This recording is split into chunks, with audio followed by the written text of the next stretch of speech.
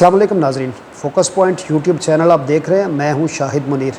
नाजरीन, ज़िमनी इलेक्शन से मौजूदा हुकूमत राह फ़रार अख्तियार कर चुकी और जो इलेक्शन कमीशन है उसने इनको एक बहुत ज़बरदस्त मौका फ़राहम किया कि ये आसानी के साथ इस इलेक्शन से बच निकलें जिसमें इनकी कवी इम्कान थे हार के। नाजरीन, आज के इस व्लॉग में हम आपको जो ज़िमनी इलेक्शन है उसमें हुकूमत को आखिर ऐसी क्या रिपोर्ट मिली कि जो मौजूदा हुकूमत है इसने अपने जो है वो पूरी कोशिश करके बहाना बना के इस इलेक्शन से राह फ़रार अख्तियार की। ऐसी कौन सी रिपोर्ट थी, उस खुफिया रिपोर्ट को आपके सामने लेके आएंगे।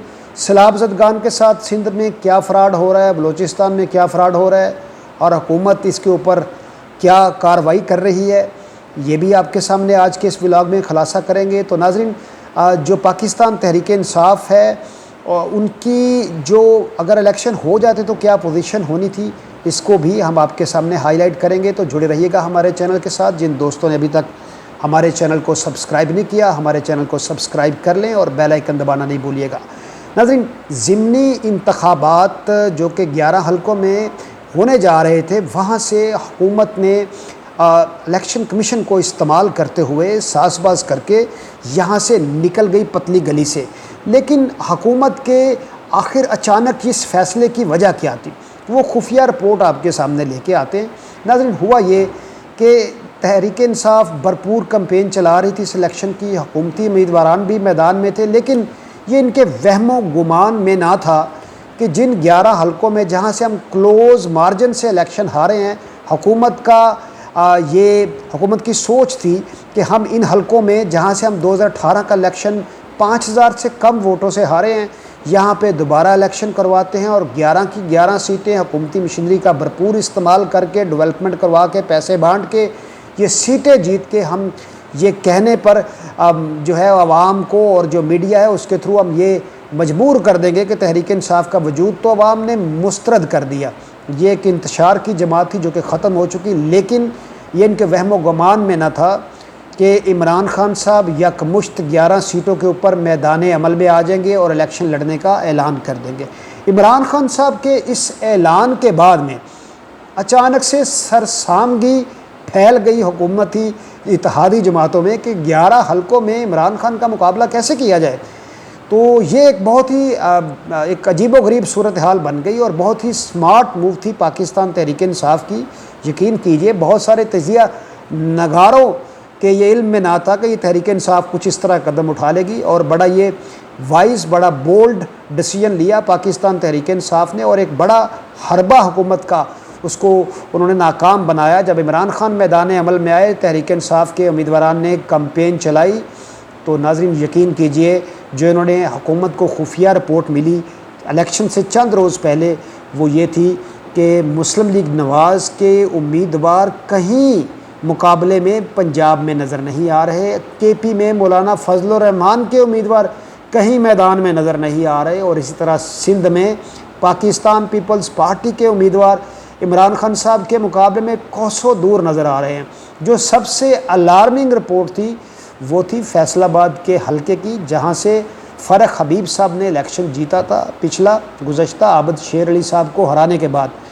उस हलके की रिपोर्ट ये थी कि अगर यहाँ पे 80,000 वोट पोल होता है टोटल, तो यहाँ से इमरान खान साहब कमोबेश 50,000 के मार्जिन से जीतेंगे। और इसी तरह से जो ननकाना साहब का हलका था, जहाँ थे डॉक्टर शिजरा मनसब साहिबा इलेक्शन लड़ रही थी और उनका मुकाबला था इमरान खान साहब थे।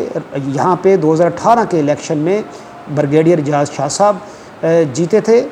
तो तहरीक इंसाफ की टिकट के ऊपर यहाँ पे भी पोजीशन ये थी। तीसरे नंबर के ऊपर तहरीक लब्बैक के सैयद अफजाल शाह साहब ने तकरीबन कोई 60,000 के लगभग उन्होंने भी वोट हासिल किया था। बड़ा भारी वोट उन्होंने लिया था क्योंकि उनकी अपनी शख्सियत ऐसी है कि उनका ज़ाती वोट भी यहाँ पे काफ़ी है।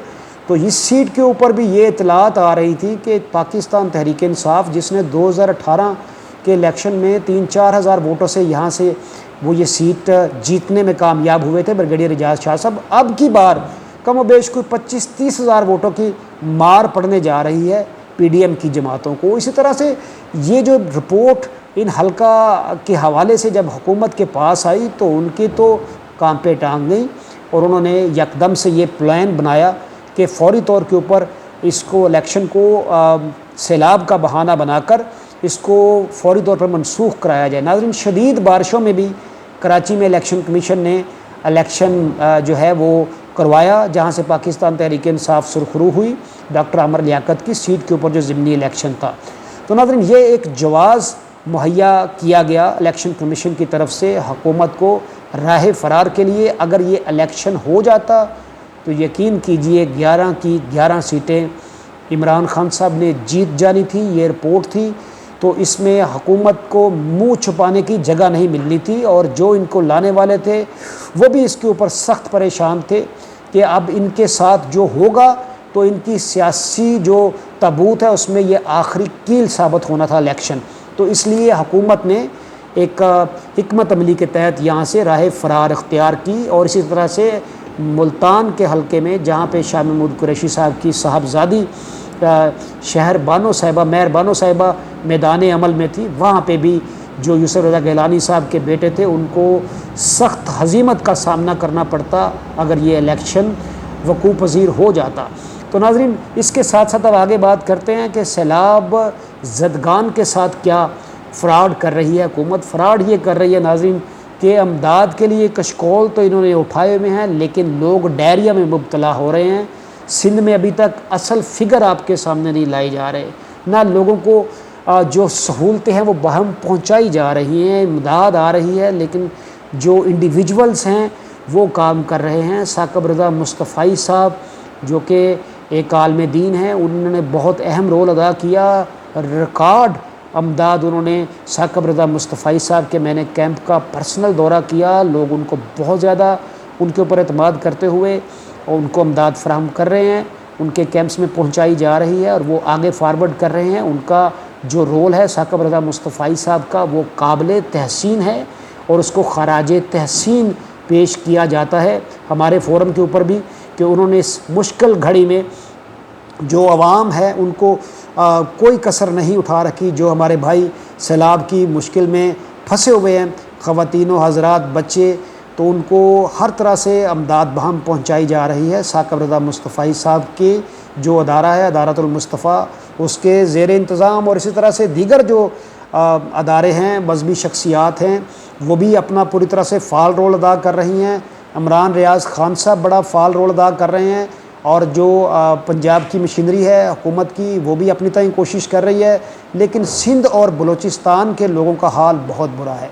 जो वहाँ की हुकूमतें हैं वो बिल्कुल इसमें कासर नज़र आती हैं कि अवाम को हमने किस तरह से फैसिलिटेट करना है। अब जो इमरान खान साहब ने जो टेलीथॉन के ज़रिए फ़ंड इकट्ठा किया था, कोई लगभग 5.5 अरब का 3 अरब रुपया उनको मिल चुका है, तो उसको वो इक्वली डिवाइड करेंगे। इस तरह से जो रिमेनिंग अमाउंट है वो भी मिलेगी, तो वो भी लोगों तक डिलीवर की जाएगी। और इसी तरह से रात को फिर कल रात को इमरान खान साहब ने कोई एक फिर टेलीथॉन किया और फिर कसीर तादाद में फ़ंड इकट्ठा होने का इम्कान है। तो इस तरह से तमाम कौम को यकसोई के साथ, और जो हमारे अदारे हैं पाक फ़ौज, उनका रोल भी लायक तहसीन है कि उन्होंने इस सैलाब की सख्त मुश्किल में जो पाकिस्तानी कौम है उनको अमदाद बहम पहुंचा रहे हैं, अमली तौर के ऊपर मैदान अमल में हैं। तो उनका ये रोल लायक तहसीन है। सिर्फ़ जो पाकिस्तान की कौम है, जो अक्सरियत है, उनसे सिर्फ़ एक हमदर्दाना गुजारिश करती नज़र आ रही है, जो कि हमने जलसों में भी देखा, लोगों से मिले भी, वो ये कि वो ये चाहते हैं कि फ्री एंड फेयर इलेक्शन करवाया जाए। लोग पाक फ़ौज से मोहब्बत करते हैं, और जहाँ पे मोहब्बत हो वहाँ पे शिकवे शिकायतें भी आ जाती हैं। तो इसका उनको बुरा महसूस नहीं करना चाहिए, क्योंकि कोई तकाज़ा गैर आइनी नहीं, लेकिन जो लोग अभी हुक्मरान हैं हमारे PDM की जमातें, अगर वो डिलीवर कर रही होती तो हम भी अपने चैनल के थ्रू उनकी तारीफ़ और तौसीफ़ कर रहे होते और उनके लाने वालों की भी कर रहे होते।